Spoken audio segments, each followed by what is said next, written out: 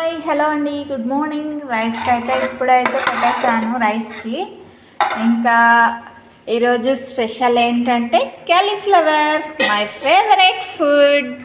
మీలో ఎంతమందికి ఇష్టమో కామెంట్ చేయండి. ఈరోజు అయితే కొంచెం ఫ్రెష్గా లేదు క్యాలీఫ్లవరు, అందుకని నాకు ఇలా సపరేట్ అయితే ఉడకబెట్టేసాను అనమాట. క్యాలీఫ్లవర్ని అయితే ఎప్పుడు ఉడకబెట్టాను, కొంచెం ఫ్రెష్గా లేదు, అందుకని చెప్పేసి సాల్ట్ వాటర్ వేసి కొద్దిగా ఉడకబెడుతున్నాను అనమాట.